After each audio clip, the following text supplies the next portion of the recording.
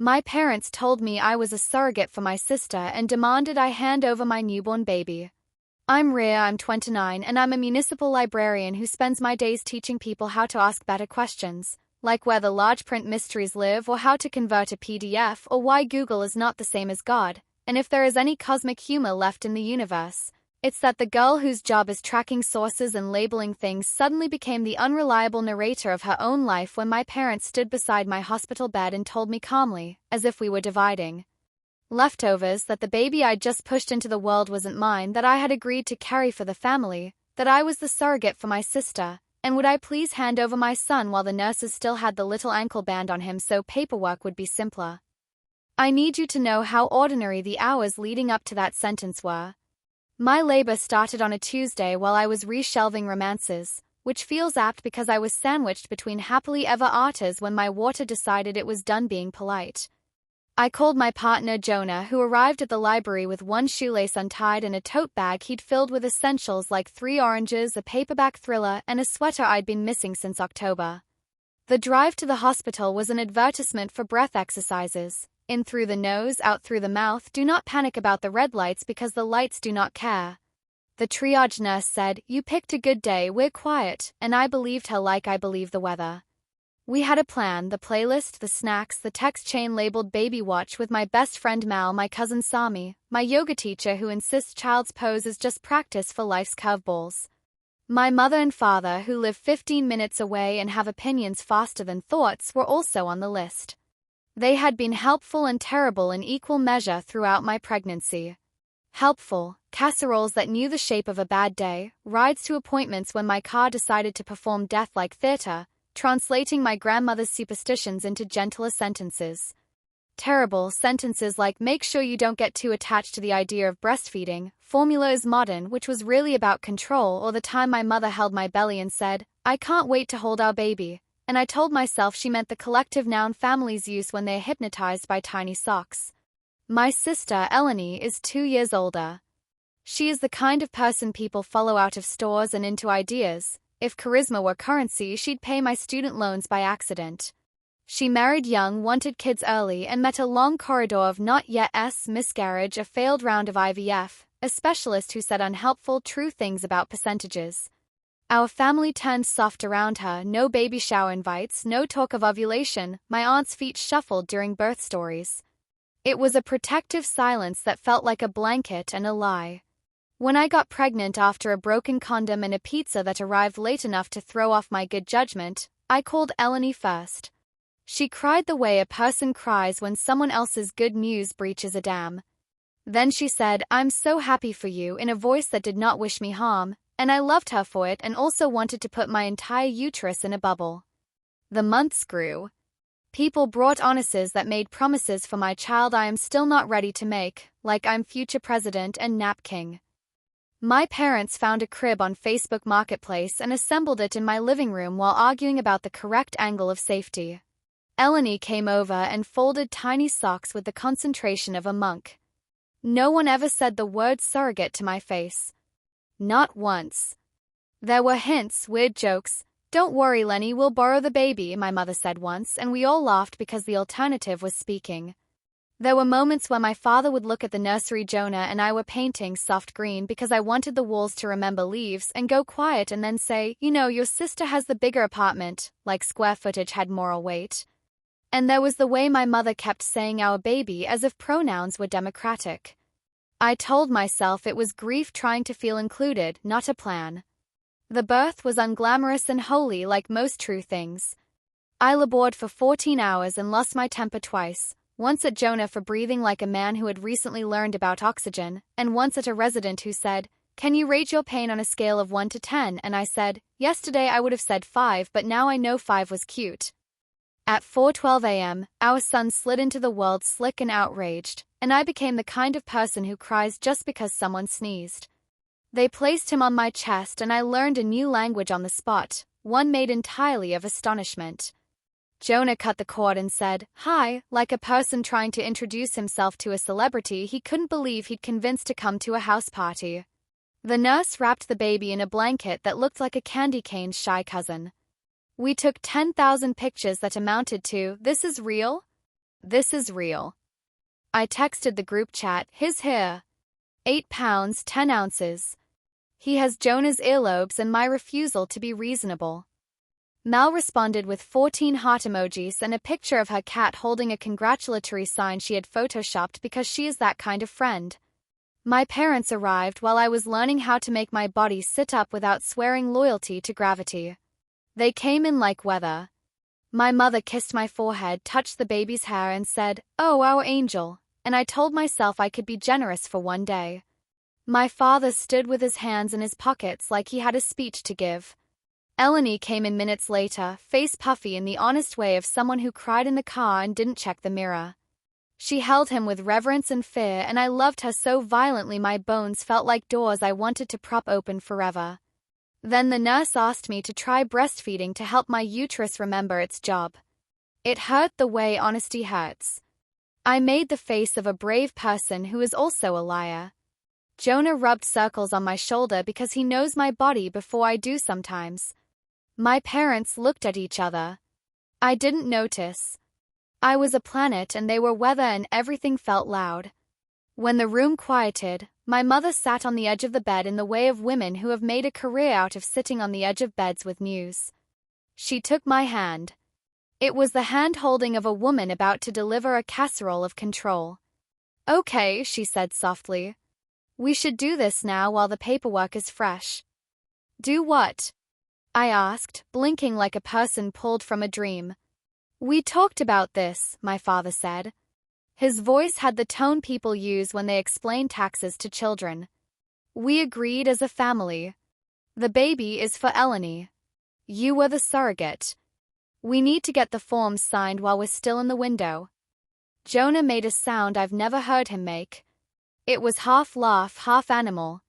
I thought they were joking because sometimes in our family jokes are rehearsals for truths we avoid. "No," I said. I said it like a librarian. "No. We did not talk about this." I looked at Eleni, thinking surely she would laugh and say, "What are you doing?" to our parents, the way you stop toddlers from putting marbles in their mouths. She did not laugh.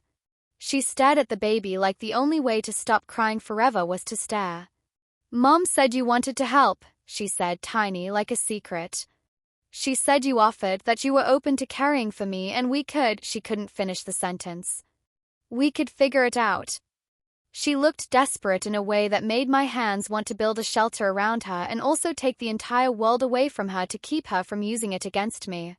"I said I would help," I said, and my voice shook so hard I saw Jonah's hands hover like a spotter. "I said I would babysit and stay over and bring meals and hold babies at 3 in the morning when everyone wanted to die. I did not say, 'Take my child.' I did not agree to be a surrogate. No one asked me." I felt my mouth go dry in a way that happens only when the truth shows up naked. "Eleni," I said, "because she is not just my sister in some abstract way. She is the person who taught me eyeliner and once punched a boy in 8th grade for calling me bookworm like it was an insult. I love you. I will give you everything I can without giving you him. I am his mother." My mother's face did a thing I recognized from childhood, compassion hardening into an argument. "You're tired," she said. "You're not thinking straight. Honey, we can't do this after discharge. We need to get the hospital social worker to come in now.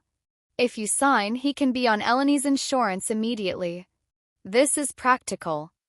The nurse, who had been quietly washing some newborn thing with the heft of a feather, put the cloth down gently and looked at me. The look said, "I have seen this before. I am on your side if you want me." "Would everyone who isn't the patient please step out for a moment?" she said, sweet as a hymn with an engine. "We need to check stitches." "No," my father said, smiling in the way men do when they think a smile can buy them a ticket. "We're family." The nurse's smile didn't move, but it gained bones. "Then the family will know we respect the patient's privacy," she said. "Out." They shuffled. Eleni looked at me like I was pushing her out into snow. It killed something temporary in me to see that expression aimed my way. It also built something permanent. Jonah squeezed my shoulder until I came back into my body. Once the door clicked, the nurse moved like a small, efficient galaxy. She checked the obvious things. She introduced herself properly, Maribel, and said, "Do you want the hospital's social worker?" "Not for them. For you." I nodded. I nodded like yes was oxygen. Jonah held our son as if he had been given orders by the planet. The social worker, a middle-aged man named Kenny who looked like he had watched whole lives happen in waiting rooms and decided to be good anyway, arrived in a soft sweater and the kind of shoes that understand hallways.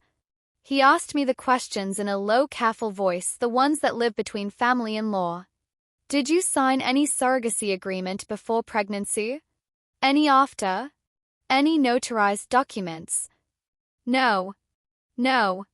No. Did you ever tell a provider here that you were carrying as a surrogate?" "No. Do you want anyone else to be able to consent for your baby?" "No," I said, and yes, I added Jonah's name. "Do you feel pressured or unsafe?" I said, "I feel like someone is trying to rename me while I'm busy becoming a mother." Maribel stood by the bed like an aunt with authority. "We can put a note on the chart," she said. "No visitors unless you say. If anyone tries to take your baby, I will become the tallest person in this hospital." She was 5'2". I believed her. They came back. My mother's hands were visibly empty because she tends to clutch a prop when she's fighting, keys, a paper, someone else's comfort. My father stood like a man rehearsing disappointment. Eleni hovered as if the air in the room belonged to her by tenancy. I said, "No." My mother blinked fast. "You don't mean it," she said.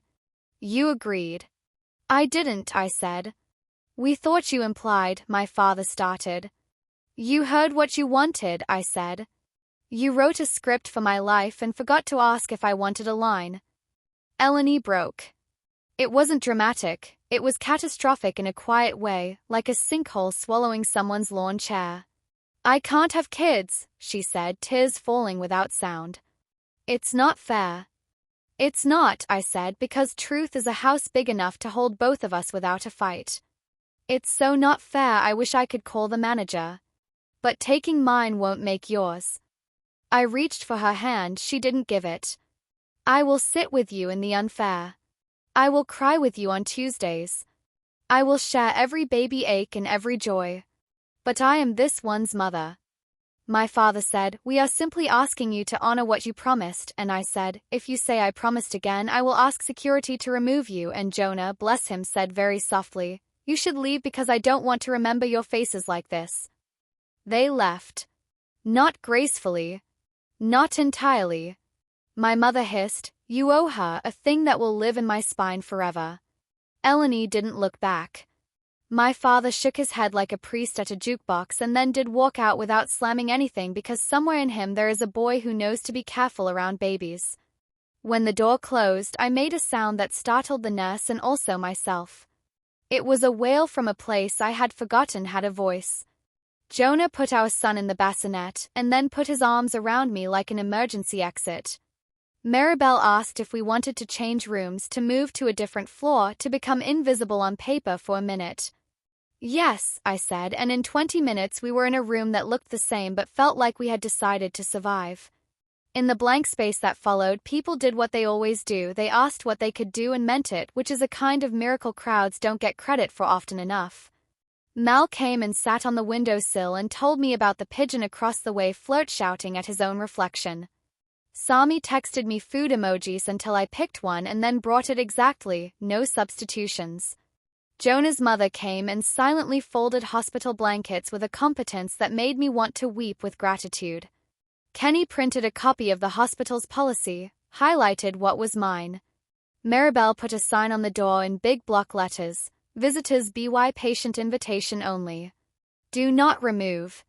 It might as well have said, "Here lives a woman taking back her name." My parents did not return that day. They sent Eleni's husband, Nick, who is a kind man who looks like he was built to carry heavy boxes, and he stood in the doorway with eyes full of apology that wasn't his to give and said, "I'm so sorry," and I believed him. "I'm not mad at you," I said. "Tell Eleni I love her. Tell my parents they cannot fix their grief with theft." They called. I didn't answer. My mother left a message I couldn't listen to without feeling like my bones were instruments she had learned to play. My father texted paragraphs about tradition and family and duty. I wrote back one sentence, I am his mother. He sent back, we know. Then, we'll talk when you're rested. It sounded like a threat dressed as a blanket. We went home and did the thing people have done since caves took pity on wind. We made a nest with blankets and milk and exhaustion, and we learned the geography of our son in the dark. We named him Theo, which was Jonah's grandfather's name and also means gift, which we are not creative for choosing but are honest. We taped the visitor's BY invitation sign to our front door because Maribel told me to keep it, and I listened to women who saved me. My mother texted. Eleni texted. I let 3 days pass because I was busy keeping a human alive and also keeping myself from drowning in guilt disguised as generosity. On day 4, I called Eleni. Come over, I said. Alone. She arrived with a bag of clementines and a face that had become a mask and then gotten tired of masking. We sat on the couch. Theo slept on my chest, a small weight that reminded my lungs to be brave. Eleni stared like she was trying to memorize him in case I took him where she could not follow. I hate that I want him, she said without preamble. Wanting him feels like wanting your hand. I know, I said. I did, in the way you know a thing you don't live in but have mapped from a distance. She sniffed. Mom made it sound like you offered. She made it sound like I existed to solve it, I said. I want to solve it, she said, and then she put her head on my shoulder carefully, checking to see if she had permission to touch a person who had just set a boundary. I want to be the kind of sister who could hear no and not make you into a monster. You can be both, I said. Heartbroken and decent. You can cry and not steal. She laughed, short and rude at herself. You always liked binaries, she said, which is true. I organize shelves like a love note to order. Here's a fun one, I said. Mom thinks loving means claiming. I think it means staying. What about Dad, she asked. He thinks loving means managing. I think it means asking. She let out a breath that had been trapped in her for months, maybe years. He is so good at lists, she said. He made a list for my grief. It just didn't have crying on it. We made a plan, the way sisters do when the world doesn't deserve us. She would be in my house as much as she could stand without bleeding, morning coffee, afternoon nap, the hour at dusk when babies and women are least reasonable. She would tell me when it was too much and leave without punishment. I would not call her to fix things, I would invite her to witness. She would start therapy with a woman who knows about the particular villainies of longing. She would tell our parents that the only way back was an apology that didn't try to invoice me. My parents called again and again. Jonah screamed like a boss protecting his singer. On day 7, I answered. We're coming over, my mother said, and I said, not until you say the words. What words? She asked, ready to bargain. We're sorry, I said. We were wrong. Silence. The kind of silence that makes you understand you have surprised a person with the idea that they could be smaller and survive. My father cleared his throat. We didn't mean, he began. No intent, I said. Impact. Another silence. Then my mother said, brittle, we were wrong, like a foreign phrase tasted for the first time. We're sorry, my father added, like a man reading a line in a language he didn't trust and hoped would still work. They came. They took their shoes off at the door like a ritual that might save them from their worst selves. My mother cried in a way that looked less like performance and more like grief finally getting a seat. I was scared, she said. I wanted to fix it. I thought if I could control the narrative, I could control the pain. You tried to script us into better parts, I said. You turned me into a solution, and I was busy being a person. She nodded and touched Theo's foot with the kind of reverence that belongs in temples. My father apologized again, shorter, better. He said, I'm learning that duty is not a cudgel, which is the most poetic my father will ever be, and I kissed his stubbled cheek because I can hold truth and grace at the same table when the table is in my house. Boundary making didn't fix everything. It didn't uninstall the app in my mother's brain that assumes she knows my life better from the driver's seat. It didn't delete the muscle memory in my father's hands that makes lists when feelings appear. But it moved the furniture. It meant when my mother reached out to take Theo from me and I said, "Not yet," she handed him back without a speech. It meant when Eleni cried while holding him, she said, "I need to go," and we let her, and she came back the next day with bagels. When Theo was 8 weeks old, Eleni texted me a picture of an email, approved for the foster to adopt program. She wrote, "Not the path I wanted, the path I get," and I sent back every star emoji available and added, "I will make lasagna, which in our family is an act of worship." She meets with a social worker on Tuesdays now, wears sensible shoes to visit rooms where the air is made of stories, and readies her house in quiet ways, outlet covers, little jackets, and nightlight in the hallway. She doesn't know who will arrive or when. It is an ache and a joy I will honor for the rest of our lives. Sometimes I think about the versions of this story where I handed my baby over because I was still half sedated by the need to keep everyone loving me, and my stomach pitches like a boat in a storm. And then I think about Maribel's sign and Kenny's sweater and Jonah's hands and the way Eleni said, "I want to be decent," and I breathe again. I'm a librarian. I believe in cataloging. I keep a mental card for that day in the hospital that reads, index terms, permission, motherhood, coercion disguised as tradition, nurses who save your life, sisters who rewrite their own roles, the words we were wrong.